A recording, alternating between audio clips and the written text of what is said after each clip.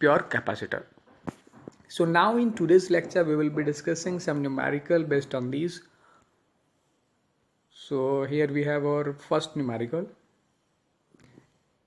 A 100 hertz AC is flowing in a 14 milliampere millihenry coil, है ना, Henry. Find its reactance. तो ये basically question क्या है, ऐसा सीन है. एसी सोर्स है वो किसके साथ जुड़ा हुआ है, एक प्योर इंडक्टर के साथ जुड़ा हुआ है. तो हमें यहाँ पे इसकी रिएक्टेंस फाइंड आउट करनी है. दैट मीन्स हमें क्या फाइंड आउट करनी है, इंडक्टिव रिएक्टेंस. हाँ, इंडक्टिव रिएक्टेंस का फॉर्मूला क्या होता है, ओमेगा एल. ओमेगा एल है ना, एक्स एल क्या होता है, ओमेगा एल. और ओमेगा को क्या लिख सकते हैं, 2 पाई एफ. देखो पहली बात तो ये, देखो फ्रिक्वेंसी ऊपर गिवन है हर्ट्ज. अगर आपको ये फ्रिक्वेंसी गिवन हो कभी, या तो जैसे 100 सेकेंड इनवर्स बोले है ना, यानी कि 100 पर सेकेंड बोले, या फिर 100 हर्ट्ज बोले है ना, कुछ भी जो वैल्यू हो हर्ट्ज में, तो वो होती है एफ, है ना, फ्रिक्वेंसी गिवन होती है. और अगर यही चीज़ वो बोल दे रेडियन पर सेकेंड, तो मतलब दे रही है वो ओमेगा, यानी कि angular frequency. Because angular frequency क्या होती है, 2 पाई ऑफ एफ. फ्रिक्वेंसी को 2 पाई से मल्टीप्लाई करो. 2 पाई क्या है, एंगल है जो कि रेडियन में लिखा हुआ है ना. 360 को ही तो 2 पाई बोलते हैं रेडियन में भाई. 360 डिग्री को रेडियन में क्या बोलते हैं, 2 पाई. 2 पाई रेडियन, तो रेडियन पर सेकंड बोलता है, मतलब वो आपको एंगुलर फ्रिक्वेंसी दे रहा है. और या फिर हाँ, और अगर आपको बोले हर्ट्स बोले ओनली, या फिर बोले पर सेकंड है ना, तो वो क्या दे रहा है आपको, एफ दे रहा है, यानी कि जो फ्रिक्वेंसी दे रहा है. बिकॉज फ्रिक्वेंसी क्या होती है, 1 टाइम, तो उसको सेकंड इनवर्स यानी कि 1 पर सेकंड बोलता है ना, या फिर सेकंड इनवर्स को लिखते हैं. ये बात क्लियर है, ठीक है. तो यहाँ से हमें क्या फाइंड आउट करनी है, रिएक्टेंस. रिएक्टेंस का फॉर्मूला क्या है, omega L. X L equal to omega L. तो ओमेगा को क्या लिखते हैं, 2 पाई एफ एल. तो वैल्यू पुट करो, 2 पाई को 3.14 होती है, इसको 20/7 भी लिख सकते हैं. तो लिख दिया, 100 है उसकी वैल्यू, और एल है ना, एल की क्या वैल्यू है, 14 मिली हेनरी. मिली को क्या लिखते हैं, 10⁻³ मिली क्या एक प्रीफिक्स है, जिसका क्या कैसे लिखते हैं, मिली को -3 हेनरी. तो इसको सॉल्व करोगे तो फाइनली ये वैल्यू आएगी. और इसका क्या होता है, ऐसा यूनिट है इसका का रिएक्टेंस का ओम होता है. ठीक है, तो ये तो क्वेश्चन हो गया ऐसे. अब देखो कुछ और अच्छे क्वेश्चन सॉल्व करते हैं. अब देखो मैं थ्योरी ने लिख के डायरेक्टली उसको डायग्राम से मैंने क्वेश्चन को रिप्रेजेंट किया, उसके बाद क्वेश्चन पूछा है ना. तो ये हमारा एक सर्किट है जिसमें क्या हुआ है, एक एसी सोर्स है, वो कैपेसिटिव ओनली प्योर कैपेसिटर उसके साथ लगा हुआ है, उसके साथ ऐड है. अब बोल रहा है इसका फाइंड कैपेसिटिव रिएक्टेंस, इसका रिएक्टेंस फाइंड आउट करो. एंड देन ये अगर एसी सोर्स की इक्वेशन गिवन है ना, तो फाइंड आउट करो करंट की इक्वेशन किसी टाइम टी के लिए, है ना. देखो किसी टाइम मैं अगर कहीं पे ऐसे लिख रहा हूँ, इसका क्या मीनिंग है, या फिर ऐसे लिख रहा हूँ, इसका क्या मतलब है, यानी कि किसी पर्टिकुलर, देखो जब मैं ऐसी इक्वेशन जो हमने पढ़ी थी, is equal to E naught of sine omega t, is equal to E naught of sine omega t, या फिर I is equal to I naught sine omega t, है ना. तो ये तो होगी उसकी मैक्सिमम वैल्यू, है ना, पीक जब साइन 1 हो जाएगी, ये पीक वैल्यू होगी. तो ये ई क्या है, ये वही तो है कि इस ईएमएफ की वैल्यू किसी पर्टिकुलर टाइम टी पे, इसको ऐसे भी लिख सकते हैं, ई टी. क्यों, जो इसका टाइम यहाँ पे रखोगे उसके अकॉर्डिंग ये वैल्यू चेंज हो जाएगी. तो मतलब ये क्या है, ई टी. मैं कई बार ऐसे लिख देता हूँ, अगर आपको कन्फ्यूजन हो जाए, कई बच्चे होते हैं उनको, that's why I am explaining it, alright. कि अगर मैं ई टी लिख रहा हूँ, मतलब ये ई लिख रहा हूँ, यानी कि ये ई कैसे आएगा, जब कुछ किसी टाइम टी की वैल्यू यहाँ पे पुट करोगे तो ये वैल्यू आ जाएगी, है ना. जैसे 1 सेकंड के लिए अलग थी, फिर 2 सेकंड रखोगे यहाँ पे तो कुछ अलग वैल्यू निकल के आएगी, 3 सेकंड निकल तो अलग वैल्यू आएगी. मतलब उस टाइम के लिए वैल्यू आ रही है. तो ओनली ई लिख रहा हूँ या फिर ई टी लिख रहा हूँ. इसी सिमिलरली अगर मैं आई टी लिख रहा हूँ, तो इसका मतलब है कि ये वाली आई फाइंड करनी है ना, यानी कि ई नॉट साइन ओमेगा टी, जिस टाइम के लिए ई टी, मतलब इस टाइम के लिए, जिस टाइम के लिए हम फाइंड कर रहे हैं. ये बात क्लियर है, ठीक है. तो पहले कैपेसिटिव रिएक्टेंस फाइंड आउट करते हैं. कैपेसिटिव रिएक्टेंस क्या होती है, 1/ओमेगा सी, यही होती है, कल हमने डिस्कस किया, ओमेगा सी एक्स सी. ओमेगा क्या है यहाँ पे, देखो यहाँ से देखो, हमारी जो क्वेश्चन थी उससे कंपेयर करो, equal to A naught sine of omega T plus 60, ऐसे की बना है ना. देखो ये आपको ऐसे भी दिख सकता है, अगर ये दे दिया, इसने बोल दिया भाई ये 60 पे है ना, प्लस 60 पे है, ठीक है। तो ओमेगा यहाँ से फाइंड आउट करोगे, जो टी का जो कॉफिशेंट होता है ना, टी का जो कॉफिशेंट होता है वो क्या होता है, ओमेगा होता है। तो यहाँ पे ओमेगा क्या है, 10 है ना, 10 है, अगर आपको समझ नहीं आ रहा तो 10 लिखा हुआ है, 10 है, ठीक है।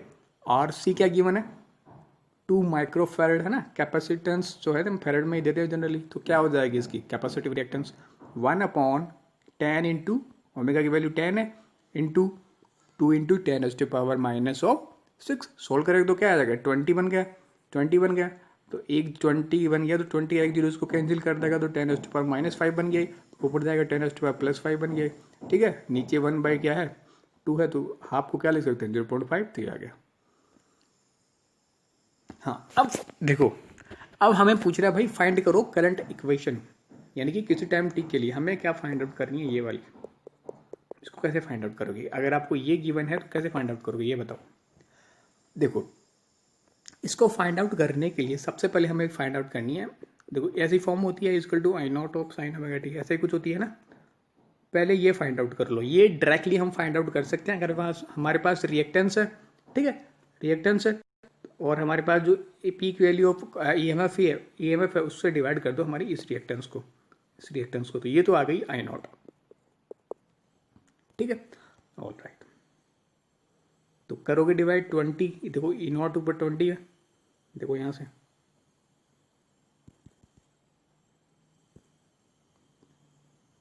ये 20 है, E0 है, नीचे इसको डिवाइड करो, तो डिवाइड करोगे और उसको सोल्व करोगे तो ये आ गया। ये तो बात क्लियर होगी, ये ज़्यादा इंपॉर्टेंट नहीं है। अब देखो इंपॉर्टेंट बात करते हैं, जनरली। अब देखो यहाँ से ये चीज़ मैं अगेन एक बार पहले भी मैंने डिस्कस करी है कि अगर जब कैपेसिटिव, देखो जब रिएक्ट ओनली अगर वो क्या होता है, अगर ऐसा होता, मतलब ये क्या है, रेजिस्टेंस है ना, ओनली रेजिस्टेंस। पहले इसको डिस्कस करते हैं, ये वाली बात बाद में डिस्कस करेंगे। तो अब हमें क्या लिखनी है, इक्वेशन लिखनी है, I is equal to I0 कहाँ से आएगी, ये जो हमने फाइंड आउट करी है साइन। अब देखो इसको कैसे लिखा है वो समझने की बात है, वो समझो ध्यान से, ये इंपॉर्टेंट बात है इस क्वेश्चन में। इसमें गिवन क्या है, पहले हमारा जो ईएमएफ की इक्वेशन है उसको देखो, ओमेगा टी प्लस 60, ठीक है, ये बात क्लियर है, ओमेगा टी प्लस 60, ठीक है। ये हमारी क्या थी, ये इक्वेशन है, देखो ये हमारी इसका इक्वेशन है ईएमएफ की। अब आई करंट की इक्वेशन फाइंड आउट करनी है तो क्या करोगे, देखो ये E0 को तो हम उसके एक्सिस से डिवाइड कर दो, ये E0 I0 आ गया। लेकिन आगे की जब इक्वेशन लिखोगे ना ओमेगा टी, इसको रेजोनेटर लिख लो। अब सोचो जो हमने पढ़ा है अभी तक, अभी तक कि जब कैपेसिटिव सर्किट होता है, ओनली कैपेसिटिव सर्किट होता है, उसमें क्या होता है, कैपेसिटर में मैंने कल डिस्कस किया था कि कैपेसिटर में क्या होता है, करंट लीड कर रही होती है, करंट आगे होती है, कितना डिग्री, 90 डिग्री आगे होती है। तो ये जो भी है उससे 90 डिग्री आगे होगी, तो भाई इसमें ऐड कर दो 90, क्या कर दो ऐड 90, तो ये हमारा आंसर आएगा। तो आ गया क्या, I इक्वल टू जो भी I0 की वैल्यू आएगी sine of omega T plus 150। हाँ अगर यहाँ पे ओनली ओमेगा टी होता, तो अगर यहाँ पे ओनली 10 टी होता, ये 60 नहीं होता, तो क्या करते, डायरेक्टली उसमें क्या करते, जैसे I0 की जो वैल्यू मैंने नीचे फाइंड आउट करी है वो साइन ओमेगा टी प्लस 90। ये बात क्लियर है कि नहीं है, ये समझो पहले, ये इंपॉर्टेंट बात थी इस क्वेश्चन को करवाने की। ये बात इसीलिए मैंने, देखो अगर आप थ्योरी लेक्चर अच्छे से देखा होगा आपने, तो मैंने बोला था कि जब ओनली कैपेसिटिव रेजिस्टिव सर्किट होता है ऐसा, उसमें तो हम क्या, उसमें अगर ये गिवन होता ना is equal to E0 sine of omega T plus 60, ऐसा गिवन होता, उसमें हमें कुछ नहीं सोचना, उसमें हमें सोचना ही नहीं है, उसमें डायरेक्टली क्या करो, इसको R से डिवाइड कर दो, तो ये तो I0 बन गया और ये हमारी I बन गई, बस खत्म कहानी। क्यों, क्योंकि उसमें क्या होता है, ये और ये एक ही फेज में होते हैं, हमने डिस्कस किया कि उसमें फेज में डिफरेंस होता ही नहीं है ना, करंट और ईएमएफ वोल्टेज, करंट और वोल्टेज दोनों एक सेम फेज में होते हैं, तो डायरेक्टली उसमें ऐसा लिख लो, तो ये आगे हमारी करंट की वैल्यू, समझ गए।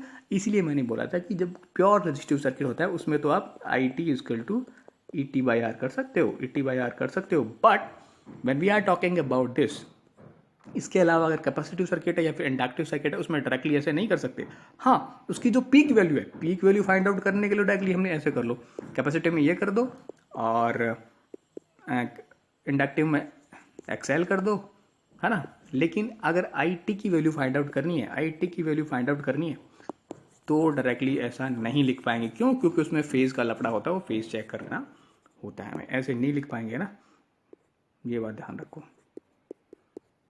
डिवाइड बाई एक्सी, यानी कि डायरेक्टली उसको डिवाइड कर दो। हाँ, पीक वैल्यू को ये फाइंड आउट कर लो और फिर इसको फाइंड आउट करने के लिए हमें फेज के बारे में सोचना पड़ेगा कि किसमें कौन लीड कर रहा है और कौन नहीं कर रहा है। ये बात क्लियर होनी चाहिए। ठीक है, चलो अगला एक और क्वेश्चन सॉल्व करते हैं इसी पे बेसिस। अब इसमें क्या हुआ, ये भी कैपेसिटिव सर्किट दे दिया, लेकिन इसमें क्या दिया हमें, इसमें करंट दे दिया, करंट दे दिया और ये पूछ लिया, पोटेंशियल पूछ लिया किसी टाइम टी पे, है ना। इसका मतलब यही तो होगा, ये फाइंड आउट करना, इन नोट साइन कुछ क्या है, ये वैल्यू आएगी। देखो अब देखो, मैक्सिमम जो पीक वैल्यू है, पीक वैल्यू है, एम्पलीट्यूड है, वो तो हम डायरेक्टली फाइंड आउट कर सकते हैं। सबसे पहले हमें ऐसे क्वेश्चन में क्या फाइंड आउट करना पड़ेगा भाई, हमें कैपेसिटिव है तो पहले क्या करो, कैपेसिटिव रिएक्शन क्या होती है, 1/ओमेगा सी। ओमेगा की वैल्यू क्या है देखो, 50t, मतलब 50 है ओमेगा की वैल्यू, सी क्या है 10 माइक्रोफैरड। तो 50 की देखो, ये सेम ही चीज़ कर रहा हूँ इसलिए मैं थोड़ा फास्ट करूँगा। 50 इंटू 10 इंटू 10⁻⁻6 सोल्व करोगे इसको तो आएगा 400 ओम। नहीं भी आता है, कुछ गलत और आता तो सोल्व करोगे, जो भी वैल्यू आएगी वो आएगी, है ना। अगर कैलकुलेशन में कुछ गलत मैंने कर दिया तो वो देख लेना ना, मैं कॉन्सेप्ट सिखाने की कोशिश कर रहा हूँ और क्वेश्चन मैंने खुद से लिखे हैं तो, है ना, तो वो कुछ मैंने कैलकुलेशन की हो तो कैलकुलेशन में मिस्टेक हो भी सकती है, तो वो ध्यान रखें। मैं केवल कंसेप्ट सिखा रहा हूँ कि कहाँ पे हमने करना होता है। तो आई नॉट इज इक्वल टू क्या होगा, ई नॉट अपॉन एक्स सी। ये तो डायरेक्टली हम लिख सकते हैं ना, है ना, ये तो हम लिख सकते हैं पीक वैल्यू को। तो यहाँ से हमें ई नॉट की वैल्यू मिल जाएगी। भाई करंट दे रखी है हमें, अब इस बार ई एम एफ यानी कि वोल्टेज फाइंड आउट करना है। तो यहाँ से E naught into X C, I naught क्या है, एक्स सी तो ये फाइंड आउट करिए, आई नॉट देखो पीछे जाके क्या है। तो करंट की पीक वैल्यू क्या है, 10 है, तो 10 इंटू 10 इंटू एक्स सी, तो मल्टीप्लाई करोगे तो आ गया 400 ओम। अब हमें ई एम एफ की वैल्यू फाइंड करनी है, तो ई नॉट तो वैल्यू हमने फाइंड, ई नॉट नहीं है भाई, है ना, ये मैक्सिमम है ना। हाँ, ई नॉट की वैल्यू तो हमने यहाँ पे रख दी। ठीक है, अब देखो, अब जब ये लिखोगे तो इसमें सोचना पड़ता है भाई, साइन ये एज इट इज लिख दिया हमने जो भी था, है ना, करंट की जो भी थी 50t प्लस 610, या फिर अगर ओनली 50t होती तो ओनली 50t लिख देते। इतना तो क्लियर है। अब सोचो कि हमें क्या तो गिवन है और क्या हमें फाइंड आउट करना होता है। तो हमें क्या करना था, करंट गिवन था इसमें, ठीक है, और फाइंड आउट क्या करना है, पोटेंशियल फाइंड आउट करना है ना। अब हमें पता होता है, क्या पता होता है कि भाई कैपेसिटर में क्या करता है, करंट लीड कर रही होती है, करंट लीड कर रही होती है और पोटेंशियल पीछे होता है, कितने से, 90 से। तो हमें करंट तो गिवन है, फाइंड क्या कर रहे हैं हम, फाइंड क्या कर रहे हैं, पोटेंशियल। तो पोटेंशियल तो क्या होती है, पीछे होती है ना, पीछे होती है कितनी, 90। तो भाई घटा दो, इसमें से घटा दिया, 50t प्लस 10 माइनस 90, तो ये आ गया हमारे आंसर। देखो अगर ये ध्यान नहीं होता ना किसमें कौन लीड कर रहा हो, तो मैंने कल भी बताया था, IPL आप याद रख लो, इंडक्टर में पोटेंशियल लीड करता है। अब हो ही गया भाई, रेजिस्टेंस में तो ओनली सेम होते हैं दोनों। इंडक्टर में कौन लीड कर रहा है, पोटेंशियल। तो इंडक्टर में पोटेंशियल लीड कर रहा है तो उसका अपोजिट हो जाएगा किसमें, कैपेसिटर में कौन लीड करेगा, करंट लीड करेगी। खाते माना कहानी, ठीक है, तो ऐसे ध्यान रख सकते हो। अब देखो एक क्वेश्चन इंडक्टर का भी सोल्व कर लेते हैं। ये गिवन है, अब तो समझ ही गए होगी क्या फाइंड आउट करना है, क्या है, फाइंड करंट, यानी कि करंट किसी टाइम टी पे निकालनी है। तो क्या करोगे, सबसे पहले तो हमें क्या निकालना है, अगर ये क्या गिवन है, कैपेसिटिव रिएक्टेंस गिवन है, तो क्या करोगे, सॉरी ये हेनरी की सेल्फ इंडक्टेंस गिवन है ना ये। सबसे पहले मैं अगर ये इंडक्टर के बने यानी कि प्योर इंडक्टर सर्किट है तो क्या करोगे, सबसे पहले इसकी रिएक्टेंस फाइंड आउट करो, इंडक्टिव रिएक्टेंस फाइंड आउट करो, क्या होती है ओमेगा एल। ओमेगा की वैल्यू कहाँ से फाइंड आउट करोगे, देखो भाई इक्वेशन में 10 है ना, ओमेगा टी के कोफिशिएंट होता है वो ओमेगा होता है ना। अगर 2πf ऐसे कुछ दिया हो तो भाई देखना होता है, ऐसे कुछ दिया हो 2π 100, है ना। ये सोचो अभी और क्वेश्चन आगे डिस्कस करेंगे, सब क्लियर हो जाएगा। ये बात क्लियर है। ये तो क्या है, ये क्या है, क्या हमारे पास ये टी की कोफिशिएंट क्या होती है, एंगुलर फ्रिक्वेंसी यानी कि ओमेगा। तो ओमेगा यहाँ से एल कहाँ पे है, एल गिवन है। देखो इसको लैंग्वेज में भी बोल के लिख सकता है, मैं डायरेक्ट डायग्राम बना के मैंने आपको लिख दिया है तो और आसान हो गया, बाकी तो लैंग्वेज में भी लिख सकता है, जैसे हमने फर्स्ट क्वेश्चन में लैंग्वेज में लिखा है आज के में। ठीक है। तो ओमेगा की वैल्यू 10, एल की वैल्यू 220 हो गया। अब हमें फाइंड किसकी वैल्यू करनी है, आई की, किसी टाइम टी पे। तो आई, तो पहले आई नोट तो हम डायरेक्टली फाइंड आउट कर सकते हैं। ई नोट गिवन है, देखो ऊपर जाके 10 साइन ऐसे कुछ होगा, तो 10 है, ई नोट 10, एक्सएल निकाले हमने 20, तो 1/2 हो गया। यानी कि 1/2 को आधे को क्या लिख सकते हो, 0.5 भी लिख सकते हो, 0.5 हो गया। अब हमें इक्वेशन लिखनी है, कैसे लिखोगे equation, I equal to I naught of sine, और फिर इसके बाद फेज बस देखिए लिखना होता है। आई नोट की वैल्यू तो एज इट इज लिख दी हमने ना, जो निकाली है साइन।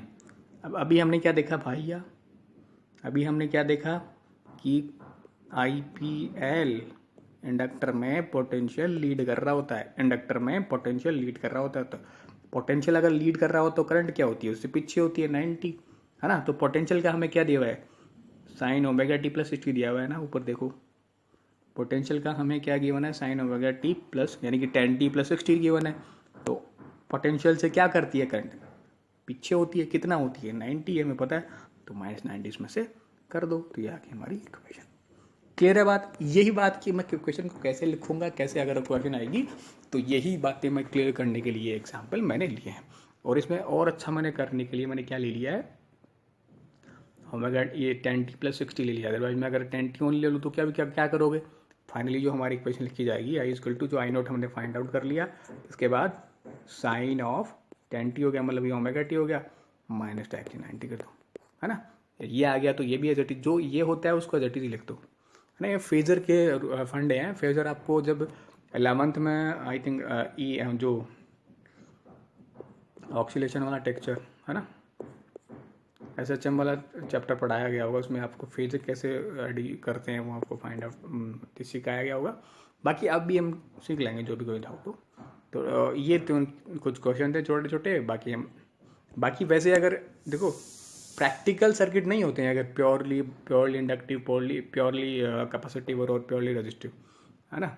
बेसिकली रेजिस्टिव तो होता है बट प्योरली इंडक्टिव, या फिर हम समझो, अब देखो ये प्रैक्टिकल सर्किट नहीं है, बाकी बस केवल हम क्या है इसको समझने के लिए पहले उनको तोड़ के समझ रहे हैं, फिर मिला के समझेंगे ना। प्रैक्टिकल अब आने वाले लेक्चर्स में हम वो डिस्कस करेंगे। यानी कि प्योरली इंडक्टिव कोई नहीं होता है, रेजिस्टिव में होता है फिर, है ना। तो ये कुछ बातें थी, और अब बाकी नेक्स्ट लेक्चर में देखते हैं, ठीक है। So that's it for today, thank you.